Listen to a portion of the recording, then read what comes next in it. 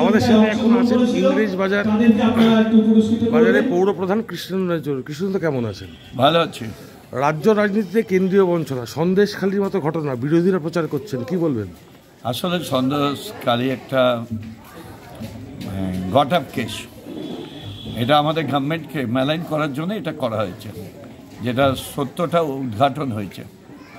বামপন্থী নেতা মীনাক্ষী মুখার্জি প্রগতি ময়দান থেকে বললেন লালু ভুলুর সরকার, সমর্থন করবেন? বামপন্থী নেত্রী মীনাক্ষী মুখার্জি প্রগতি ময়দান থেকে বললেন রাজ্য সরকার, কেন্দ্রীয় সরকার লালু ভুলুর সরকার, সমর্থন করবেন? আসলে এদের এই ল্যাঙ্গুয়েজগুলো ওদের মুখ দিয়ে শোভা পায়। এই রাজ্য সরকার মানুষের জন্য কি করেছে, সামাজিক কাজ কি করেছে, আর মনে হয় মীনাক্ষী দেবী জানেন না। কিন্তু কিষানদা, আমরা দেখতে পেয়েছি মণিপুরের মতো ঘটনা, কেন্দ্রীয় সরকারে বিজেপি গভর্নমেন্ট, রাজ্য সরকারে মামাটি আমরা স্বীকার করি যে মণিপুরের ঘটনা সারা ভারতবর্ষ না, সারা পৃথিবীর কাছে লজ্জার একটা জায়গা হয়ে গেছে। কিন্তু শিক্ষাক্ষেত্রে আমরা দেখেছি নেটের পরীক্ষার প্রশ্নপত্র ফাঁস হলো, কোথাও কেন্দ্রীয় সরকারের দোষারোপ করবেন? এটা তো এই যে বিভিন্ন এজেন্সির মধ্যে সিপিএম এর লোকরা ঢুকে আছে, তো তারাই কাজগুলো করে।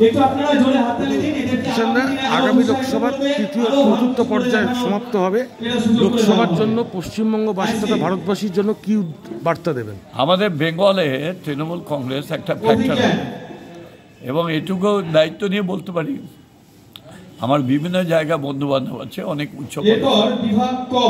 এইবার বিজেপির আসন সংখ্যা অনেক। কিষানদা, নজরে বার্তা ডিজিটাল প্ল্যাটফর্ম, একটা শুভেচ্ছা বার্তা চাইছি। আমি এটা সাধুবাদ জানাচ্ছি। যত মিডিয়া আপডেট হবে ততই ভালো, সমাজের পক্ষে ভালো। আমি এটা বলবো, সাদাকে সাদাই বলতে হবে, কালোকে কালোই বলতে হবে। আর এই নজরে বার্তা ভালো মতো কাজ করুক, মানুষের কাজ করুক, সমাজে কাজ করুক, এটা চাই। ধন্যবাদ।